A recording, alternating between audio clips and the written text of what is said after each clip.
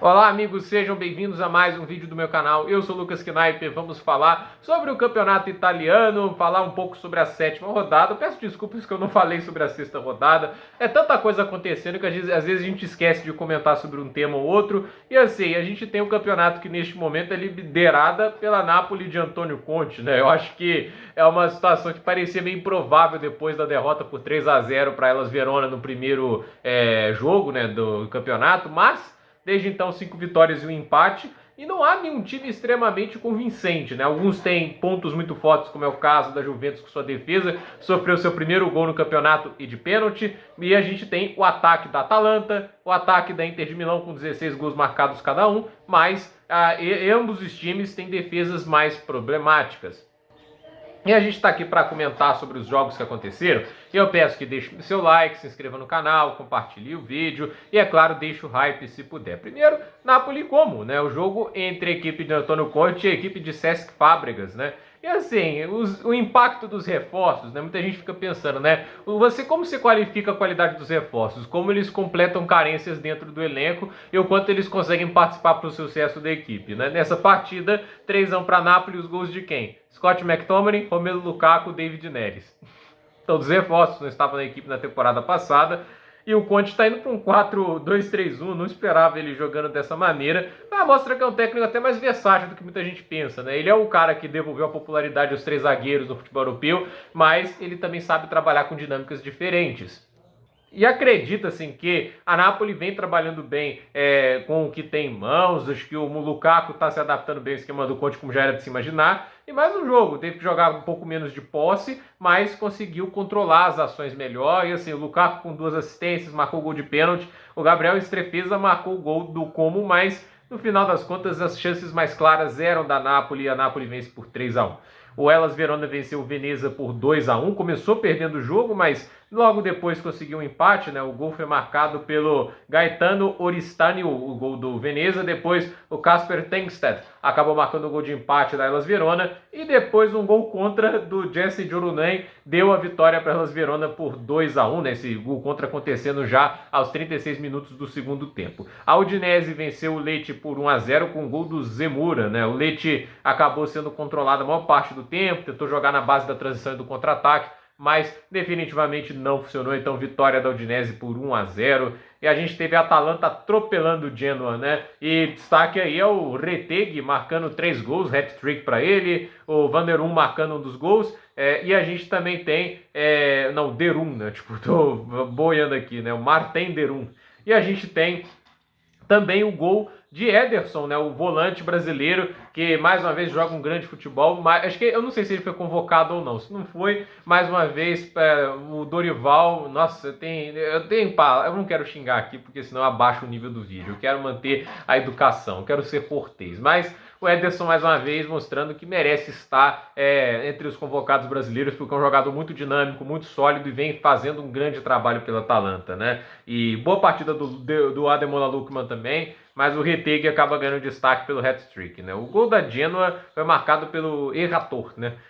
Ecatoro, melhor dizendo, né? Então, boa vitória de 5-1 da Atalanta. A Inter de Milão venceu o Torino por 3-2. O primeiro hat-trick do Marcos Thuram na equipe, não sei se na carreira, né? Muita gente tá falando que era o primeiro da carreira, eu acho que não, porque assim, era um jogador sólido já lá no Mönchengladbach, talvez já tivesse algum gol um jogo com 3 gols, né? Mas é o primeiro dele, num jogo em que assim, o Lautaro Martinez estava completamente apagado, um jogo ruim do Lautaro Martinez, o Thuram consegue ocupar o protagonismo. Isso é bom, né? Você tem um jogador que além do seu titular, né, do seu principal jogador na verdade, né, que consiga tapar esse buraco. O Thuram fez isso muito bem, mas há de se dizer, né, o Jan Bissek sendo o elo fraco da defesa, né, o Acerbi e o Bastoni muito bem, mas as jogadas do Torino acontecendo muito pelo lado direito da Inter de Milão. E assim, o meio campo, né, eu não acho que a formação sem o Barella ajuda, né, e tá machucado. E assim, você tem jogadores que tem um perfil às vezes mais ofensivo, que é o caso do Çalhanoğlu e do Mkhitaryan. O Fratesi, não acho que ele cubra defensivamente tão bem quanto o Nicolo Barella, mas ainda um meio campo muito bom, né? E assim, vitória boa. O Duvan Zapata marcou um dos gols da Torino, o outro foi o gol do Vlasic de pênalti. Então assim, o Torino que tá bem no campeonato e jogo complicado aí para Inter de Milão. A Juventus empatou com o Cagliari, né? Gol do Zan Vlahovic de pênalti para abrir o placar, mas depois de pênalti o Razvan Marin acabou empatando para Cagliari. E assim, jogo da Juventus até criou chances dentro com a bola rolando, mas não conseguiu aproveitar. O próprio Dusan Vlahovic, que marcou de pênalti, perdeu várias chances com a bola rolando, né? Não foi uma boa partida do Vlahovic. Ele aproveitou, obviamente, as chances que tinha quando teve o pênalti, mas de resto jogou mal. Eu gostei do meio campo, né, que o Thiago Motta montou, né, o frente o Han, Locatelli e tem o Koop Miners, né, teoricamente para ter muita qualidade criativa, mas ainda não tá afiado, né? Ainda tá ali faltando um ajuste. De qualquer jeito, né? É um meio-campo que também dá boa qualidade defensiva, né? A gente sabe que a zaga tem bons jogadores, Kalulu e o Gatti, né? Cambiasso e o Savona, mas ainda assim não é nada de muito extraordinário. Então, a ver o que acontece agora, Francisco Conceição expulso, e pelo que eu vi de simulação, tipo de coisa que não pode acontecer. Se você tá com o amarelo e faz simulação mesmo, que você merece expulso e ficar um gancho nos 3 jogos de punição, porque é um negócio que não pode se passar pano. Mas a Juventus finalmente sofre um gol. Quem diria, né? Que saindo alegre, a defesa também é melhorada. A gente também teve Bolonha e Parma. Não tem muito o que falar desse jogo. 0-0, né? O Koulibaly, né, com um C, que foi expulso pelo Parma. O Bolonha teve o jogo com um a mais, mas não conseguiu fazer gol, né? Inclusive, nenhum dos times passou de um expected goal, né? Então, um jogo bem fraco de ambas as equipes, né? 0-0 que não ajuda nenhum dos dois. O Lazio, né, venceu o Empoli por 2-1, boa vitória, né? Pedro e Zaccagni marcaram os gols da virada, né? Porque o Esposito abriu o placar para o Empoli. Aí a gente teve o primeiro gol que foi do Zaccagni. Castelhanos perdeu um pênalti para Lazio, mas no final Pedro veio ao resgate e marcou 2-1 para Lazio. Boa vitória da Lazio, né? O Monza empatou com a Roma, né? O Dovbyk marcou para a Roma, mas depois o Monza buscou empate. Olha, o Juric começou mal na Roma, né? Não é um time que está impressionando muito. Ele toma algumas decisões que me parecem bem questionáveis até agora. Ele muda para um esquema de 3-4-2-1. Não acho tão questionável isso, né? Mas com esse esquema, o El Shaarawy tem que virar ala, né? E assim, ele tem o Angelino e coloca ele de zagueiro. O Angelino é mais ala do que o Shaarawy, né? Então, esse tipo de escolha para mim não faz sentido. Eu gostei da janela, né? O time da Roma é legal. Você olha para aqui, né? O Angelino, Indicá, Gianluca Mantini, Manu Coni, Brian Cristante, Mattias Sully, Lorenzo Pellegrino, Dovbyk, tem também o Dybala, né?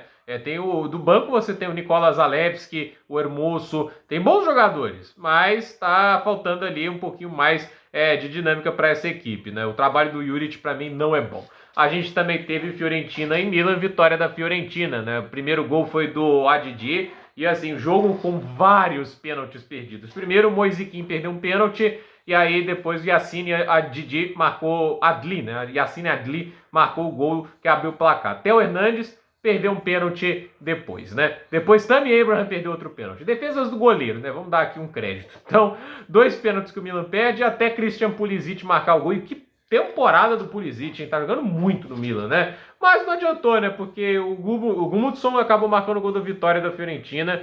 Esse é o tipo de jogo que você não pode, assim, jogar tanta culpa pro Paulo Fonseca. Olha que eu não sou o maior fã do cidadão, mas assim, não pode perder 2 pênaltis no mesmo jogo, né? Talvez o Milan, assim, tá falta daquele cara que seja um batedor de pênalti e garanta mais gols. O Tammy Abraham, assim, eu achei que era uma contratação que ia dar uma dinâmica mais diferente à equipe, que ele iria render bem, mas assim, o único gol que ele marcou no Milan até agora é de pênalti. Desde então, 3 jogos horríveis, não tá jogando nada o Tammy Abraham, muito mal. Eu achava que esse era o cara que, assim, né, ia provar o Chelsea que estava errado de abrir mão dele, né? Não fez, né? Teve momentos na Roma, mas nada de muito especial. Agora, o momento que eu posso criticar o Paulo Fonseca, Álvaro Morata não é 10, né? Então, assim, ele não é meio atacante pra você ficar colocando ele ali. Eu aceitaria até o Rafael Leão porque ele é criativo, mas o Álvaro Morata de 10 não me desceu. E aí podia ter batido o pênalti, né? Já que o Morata ali ele falha muito em várias coisas, né? Mas pênalti podia ser uma boa, né? Não gostei das substituições também. O Cafó no lugar do Rafael Leão não faz sentido, né?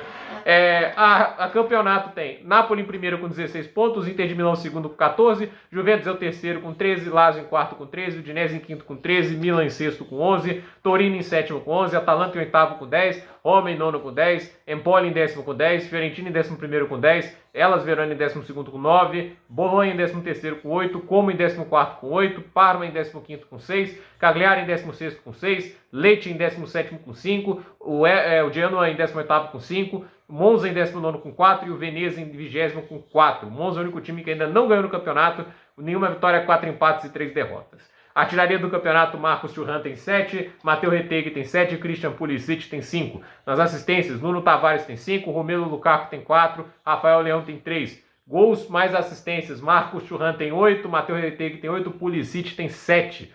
Na artilharia, assim, o melhor ataque do campeonato, Inter de Milão e Atalanta com 16 gols, Milan com 15. Melhores defesas, Juventus sofreu 1 gol em 7 jogos, Empoli sofreu 4, Napoli sofreu 5.